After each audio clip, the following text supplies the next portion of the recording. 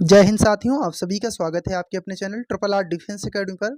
हम लोग आज आईटीबीपी ट्रेडमैन और एनिमल ट्रांसपोर्ट का जो हमारा प्रैक्टिस बैच चल रहा है, जय जवान प्रैक्टिस बैच, जी हाँ, उसी के संदर्भ में हम लोग यहाँ पर आज परीक्षा स्पेशल क्लास में स्टैटिक जीके करने वाले हैं। जी हाँ, यूट्यूब पर आपको ये क्लास फ्री देखने को मिल जाएगी।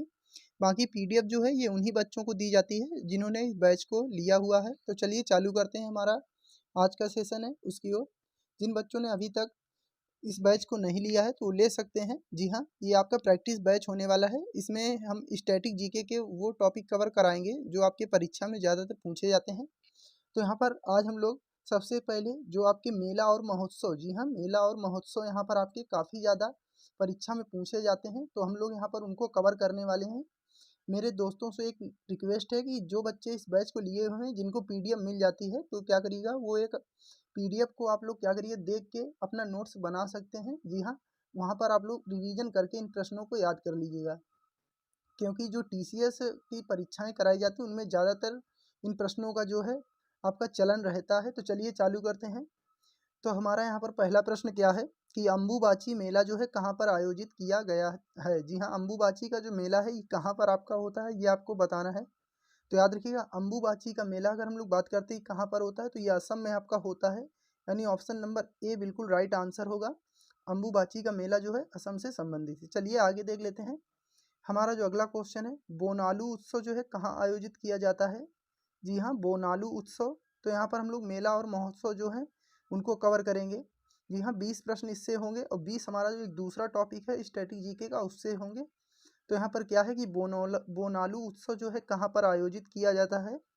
तो याद रखिए, तेलंगाना से संबंधित है आपका बोनालू उत्सव। जी हाँ, बोनालू उत्सव जो है ये तेलंगाना से संबंधित है।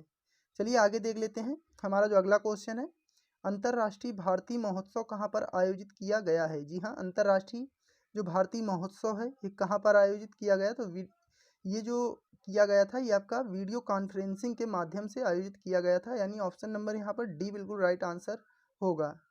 चलिए आगे देख लेते हैं। तो हमारा अगला क्वेश्चन क्या है, ड्रैगन फ्लाई उत्सव कहाँ आयोजित किया गया। जी हाँ, ड्रैगन फ्लाई उत्सव जो है ये जो है कहाँ से संबंधित है। तो याद रखिए, केरल से संबंधित है ये आपका। तो ऑप्शन ए यहाँ पर हमारा बिल्कुल राइट आंसर होगा। चलिए आगे देख लेते हैं। हमारा जो अगला क्वेश्चन है, पहला भारत बांग्ला पर्यटन उत्सव जी हाँ कहाँ पर संपन्न हुआ था। तो याद रखिएगा, ये कहाँ पर हुआ था, पहला जो भारत बांग्ला पर्यटन उत्सव था। तो याद रखिएगा ये कहाँ पर हुआ था, तो ये हुआ था अगरतला में, यानी ऑप्शन नंबर यहाँ पर बी बिल्कुल राइट आंसर होगा। चलिए आगे देख लेते हैं। जी हाँ, तो आगे हमारा अगला क्वेश्चन क्या है कि बथुकम्मा उत्सव जो है कहाँ पर आयोजित किया गया है। तो बथुकम्मा जो है आपको बताना है। तो याद रखिएगा, ये भी आपका तेलंगाना से संबंधित है, बथुकन्ना जो महोत्सव है, यानी उत्सव जो आपका। चलिए आगे देख लेते हैं। तो हमारा जो अगला जो है, किस राज्य में नीर महल जल उत्सव मनाया जाता है। जी हाँ, तो नीर महल जल उत्सव जो है किस राज्य में मनाया जाता है। तो याद रखिएगा, किस राज्य में मनाया जाता है, तो ये आपका त्रिपुरा में मनाया जाता है, यानी ऑप्शन नंबर बी यहाँ पर बिल्कुल राइट आंसर हो जाएगा। चलिए आगे देखते हैं। तो हमारा अगला क्वेश्चन क्या है, 27वें अंतर्राष्ट्रीय ऊंट महोत्सव का आयोजन कहाँ किया गया। जी हाँ, जो 27वें अंतर्राष्ट्रीय ऊंट महोत्सव है इसका आयोजन कहाँ पर किया गया था। तो याद रखिएगा, ये किया गया था बीकानेर में, यानी ऑप्शन नंबर ए बिल्कुल राइट आंसर हो जाएगा। चलिए आगे देख लेते हैं। तो हमारा जो अगला क्वेश्चन है, तीसरा सिरुई लिली महोत्सव कहाँ पर आयोजित किया गया। जी हाँ, तो सिरुई लिली महोत्सव जो है ये कहाँ पर आयोजित किया गया, तो ये मणिपुर में, ऑप्शन नंबर यहाँ पर आपका बी बिल्कुल राइट आंसर हो जाएगा, याद रखिएगा। चलिए आगे देखते हैं। हमारा जो अगला क्वेश्चन है उसकी ओर, तो चापचार कूट त्यौहार जी हाँ कहाँ पर आयोजित किया जाता है। तो चापचार जो कूट त्यौहार है कहाँ पर आयोजित किया जाता है, तो ये किया जाता है मिजोरम में, यानी ऑप्शन नंबर बी बिल्कुल राइट आंसर हो जाएगा। जी हाँ, यहाँ पर मैं आपका समय ना लेते हुए रिवीजन के तौर पर यहाँ पर मैं आपको प्रश्न करा रहा हूँ, याद रखिएगा। तो आप लोग भी जल्दी से जल्दी बनाने की कोशिश करिएगा। तो बाली यात्रा त्यौहार का आयोजन कहाँ पर किया गया। जी हाँ, बाली यात्रा जो त्यौहार है ये कहाँ पर किया गया, तो ये किया गया आपका कटक में, यानी ऑप्शन नंबर सी बिल्कुल राइट आंसर हो जाएगा। चलिए आगे देखते हैं। हमारा जो अगला क्वेश्चन है उसकी ओर, काती बिहू फेस्टिवल जी हाँ काती बिहू फेस्टिवल का आयोजन कहाँ पर किया जाता है। तो याद रखिए, काती बिहू जो है ये आपका असम में, याद रखिए बिहू जो है बिहू तो आप लोग जानते ही होंगे कि बिहू का जो है असम में आपका संबंधित है। यहाँ पर इन्होंने थोड़ा सा कन्फ्यूजन करने के लिए जोड़ दिया काती बिहू फेस्टिवल। कई बार आपके एग्जाम में पूछा भी जा चुका है कि बिहू जो है। चलिए आगे देख लेते हैं। हाल ही में पहली बार हार्नबिल फेस्टिवल कहाँ मनाया गया? जी हाँ, तो कहाँ पर मनाया गया? तो ये त्रिपुरा में मनाया गया था। याद रखिएगा, पहला जो हार्नबिल फेस्टिवल त्यौहार था यानी त्रिपुरा में मनाया गया। चलिए आगे देख लेते हैं। हमारा जो अगला क्वेश्चन है उसकी ओर। सुचि सुचिंद्रम थानुमलयन मंदिर का लोकप्रिय रथ महोत्सव कहाँ पर मनाया गया? तो ये कहाँ पर? तो ये आपका तमिलनाडु में। याद रखिएगा, इस तरीके से जब आपके दे दिए जाते हैं तो एक मैं आपको तुक्के के तौर पर बता दूं कि इस तरीके से जो यहाँ पर आपके लैंग्वेज दे दी जाती है तो ये आपका ज़्यादातर आपके दक्षिण की जो होती है, दक्षिण भारत के वहीं के राज्यों का होता है। चलिए आगे देख लेते हैं। जी हाँ, संघाई महोत्सव कई बार आपके एग्जाम में पूछा गया है कि संघाई महोत्सव कहाँ मनाया गया? तो याद रखिएगा, संघाई महोत्सव जो आपका ये मणिपुर में मनाया जाता है। ऑप्शन नंबर यहाँ पर डी बिल्कुल राइट आंसर हो जाएगा। चलिए आगे देख लेते हैं। चौथे अंतर्राष्ट्रीय चेरी ब्लॉसम फेस्टिवल का आयोजन कहाँ किया गया? तो याद रखिएगा, ये कहाँ पर किया गया? तो ये किया गया आपका शिलांग में, यानी ऑप्शन नंबर ए हमारा यहाँ पर बिल्कुल राइट आंसर हो जाएगा। चलिए आगे देख लेते हैं। हमारा जो अगला क्वेश्चन है, पांचवा अंतर्राष्ट्रीय विज्ञान महोत्सव कहाँ आयोजित किया गया? जी हाँ, पांचवा जो अंतर्राष्ट्रीय विज्ञान महोत्सव का आयोजन कहाँ पर किया गया था? तो ये किया गया था आपका कोलकाता में, यानी ऑप्शन नंबर सी बिल्कुल राइट आंसर हो जाएगा। जी हाँ, आपके अगर परीक्षा में स्टैटिक जीके के 102 प्रश्न आपके जी हाँ पूछ ही लिए जाते हैं इस तरीके के प्रश्न। तो यहाँ पर इन क्लासों को हम लोग ऐसी क्लासें स्टैटिक जीके की बीच बीच में लेते रहेंगे, जिससे कि आपकी स्टैटिक जीके के भी जो आपके महत्वपूर्ण प्रश्न हैं वो भी कवर कराए जा सकें। चलिए तो आगे देख लेते हैं। तो यहाँ पर क्या हमारा अगला प्रश्न है, नुआखाई त्यौहार जो है किस राज्य में मनाया जाता है? जी हाँ, तो नुआखाई जो त्यौहार है किस राज्य में मनाया जाता है? तो याद रखिएगा, उड़ीसा में मनाया जाता है नुआखाई त्यौहार। ये आपके जो भी वनडे एग्जाम होते हैं वहाँ पर इस तरीके से जब ज़्यादा आपका पेपर जो है मॉडरेट कर देता है, जी हाँ, मॉडरेट टू हार्ड कर देता है, तो इस प्रकार के प्रश्न आपके दे देता है। चलिए आगे देख लेते हैं। तो हमारा अगला क्वेश्चन क्या है?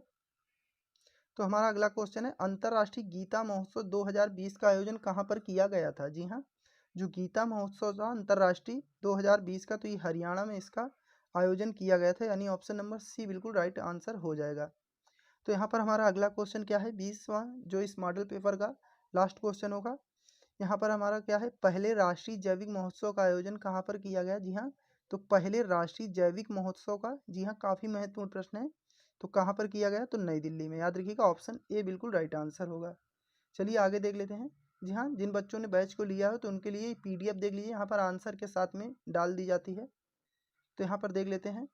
तो हमारा अगला क्वेश्चन क्या है? जी हाँ, निम्नलिखित में से कौन सा भारत का सबसे बड़ा सिंचाई संयंत्र है? जी हाँ, तो सिंचाई संयंत्र सबसे बड़ा कौन सा है?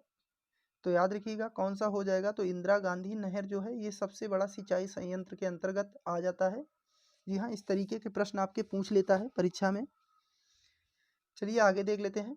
हमारा जो अगला क्वेश्चन है, कुओं और नलकूपों द्वारा सिंचाई में अग्रणी राज्य कौन सा है? जी हाँ, कुओं और जो आपके नलकूपों के द्वारा सिंचाई की जाती है तो इसमें अग्रणी राज्य आपका कौन सा हो जाएगा? तो याद रखिए, कुओं और नलकूपों के माध्यम से जो अग्रणी राज्य ही आपका गुजरात होता है।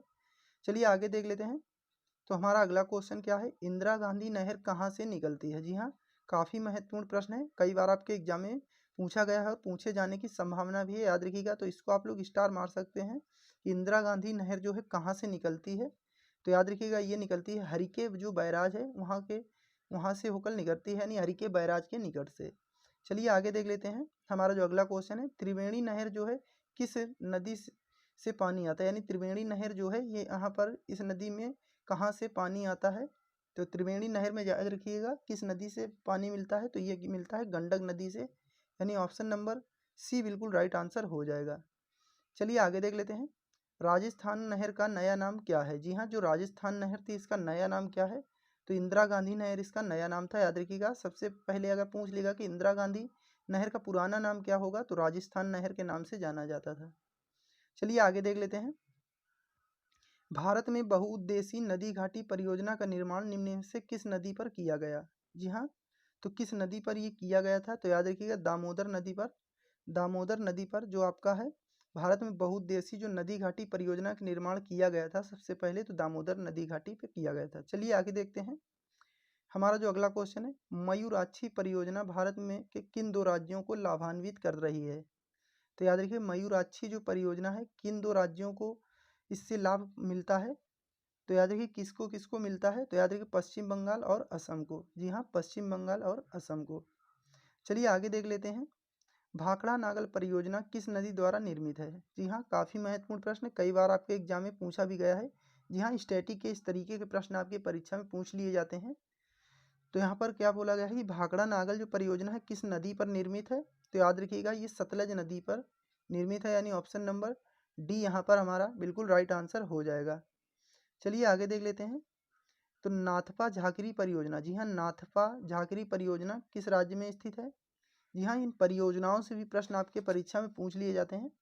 आपने अगर परीक्षाएं दी होंगी तो आपको प्रश्न देखने को मिले होंगे यहाँ से। तो याद रखिए नाथपा झाकरी परियोजना जो है ये हिमाचल प्रदेश में स्थित है। चलिए आगे देख लेते हैं।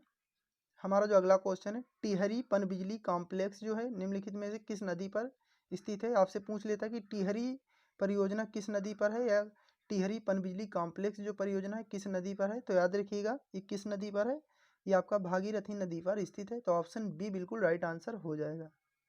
चलिए आगे देखते हैं। हमारा जो अगला क्वेश्चन है, भारत पाक बगलिहार परियोजना निम्नलिखित में से किन नदियों में से एक पर स्थित है? जी हाँ, जो भारत पाक में बगलिहार परियोजना, सबसे पहले सो आपको बगलिहार परियोजना भी कई बार पूछ चुका है। तो ये कहाँ पर भारत और पाक में जो स्थित है आपका, और कहाँ पर है? तो याद रखिएगा ये चिनाब नदी पर स्थित है, यानी जो बगलिहार परियोजना है चिनाब नदी पर स्थित है। चलिए आगे देख लेते हैं। रिहंद बांध किस नदी की सहायक नदी है? यानी रिहंद जो है, रिहंद बांध किस नदी की सहायक नदी है? तो यहाँ पर याद रखिएगा किसका है, तो ये हो जाएगा सोन का। जी हाँ, रिहंद बांध आपसे पूछ लिया किस पर है, तो सोन नदी पर है। चलिए आगे देख लेते हैं। हमारा जो अगला क्वेश्चन है उसकी ओर, इडुक्की जल विद्युत परियोजना, जी हाँ, कई बार आपके एग्जाम में पूछी जा चुकी है। इडुक्की जल विद्युत परियोजना किस राज्य में है? तो याद रखिएगा ये किस राज्य में है, तो ये हो जाएगी केरल में, यानी ऑप्शन नंबर बी यहाँ पर हमारा बिल्कुल राइट आंसर हो जाएगा। चलिए आगे देख लेते हैं। हमारा जो अगला क्वेश्चन है उसकी ओर, निम्नलिखित में से कौन सी फसल एक अखाद्य फसल है? जी हाँ, अखाद्य फसल कौन सी है? तो याद रखिए रेशा जो है, रेशा फसल जो है अखाद्य, यानी जिसको खाते नहीं है। खाद्य जो होता है जो खाने योग्य होती हैं, और अखाद्य जिनको खाया नहीं जाता है। चलिए तो आगे देखते हैं। हमारा जो अगला क्वेश्चन है, नगदी फसल में सम्मिलित नहीं है। जी हाँ, नगदी फसल में कौन सी फसल इनमें से सम्मिलित नहीं है? तो याद रखिएगा गेहूं जो है नगदी फसल में सम्मिलित नहीं है। बाकी आपकी जूट, गन्ना और आपका यहाँ पर जूट जो ये जो हो गया, ये आपके क्या है, नगदी फसल है। चलिए आगे देख लेते हैं। किस राज्य को भारत का खाद्यान्न भंडार के रूप में जाना जाता है? यहाँ जी हाँ, भारत का खाद्यान्न भंडार के रूप में किसे जाना जाता है? तो याद रखिए किसको जाना जाता है, तो ये जाना जाता है उत्तर प्रदेश को, यानी ऑप्शन नंबर बी आपका यहाँ पर बिल्कुल माफ़ करिएगा ए बिल्कुल यहाँ पर राइट आंसर होगा। चलिए आगे देख लेते हैं। तो हमारा जो अगला क्वेश्चन है, हरित क्रांति का अर्थ क्या है? जी हाँ, हरित क्रांति का अर्थ क्या है? तो आपको बताना कि हरित क्रांति का अर्थ क्या है। तो याद रखिएगा ये है कृषि के आधुनिक की जो विधि है यहाँ बताई जाती है, वो हरित क्रांति का अर्थ होता है, यानी कृषि के आधुनिक विधि। चलिए आगे देख लेते हैं। हमारा जो अगला क्वेश्चन है उसकी ओर, काजू का सबसे बड़ा उत्पादक राज्य कौन सा है? जी हाँ, डायरेक्टली इस तरीके के प्रश्न पूछ लेता है कि काजू का, चावल का। तो यहाँ पर काजू का आपसे पूछा गया कि काजू का सबसे बड़ा उत्पादक राज्य कौन सा है? तो ये हो जाएगा केरल। जी हाँ, केरल जो है काजू का सबसे बड़ा उत्पादक राज्य है। चलिए आगे देख लेते हैं। हमारा जो अगला क्वेश्चन है उसकी ओर, तो यहाँ पर हमारा अगला क्वेश्चन क्या है, नारियल में उत्पादन में भारत का विश्व में कौन सा स्थान है? यानी नारियल उत्पादन में जो है भारत का विश्व में कौन सा स्थान है? तो याद रखिए तीसरा स्थान जो है नारियल उत्पादन में है।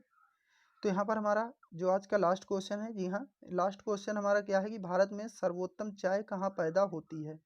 जी हाँ, कई बार आपके एग्जाम में पूछा गया है। तो याद रखिए दार्जिलिंग में सबसे ज़्यादा चाय आपकी पैदावार होती है। तो आपको स्टैटिक जीके का ये टॉपिक कैसा लगा? अगर अच्छा लगा हो तो वीडियो को लाइक कर दीजिएगा, चैनल को भी सब्सक्राइब कर लीजिएगा, क्योंकि चैनल पे यूट्यूब के जो चैनल पे हमारी ये क्लासें आपको फ्री मिलेंगी। बाकी पीडीएफ जो है उन्हीं बच्चों को दी जाती हैं जिन्होंने इस बैच को लिया हुआ है, यहाँ पीडीएफ के साथ में आंसर भी उनको दिखा दिए जाते हैं, यानी आंसर और ये जो होता है पीडीएफ एक साथ उनको दे दी जाती है। इससे क्या होता है कि रिवीजन वो एक बार वीडियो को देख के एक बार वैसे करके रिवीजन करते हैं तो जल्दी से उनको याद हो जाता है। तो इसी के साथ में जय हिंद, जय भारत।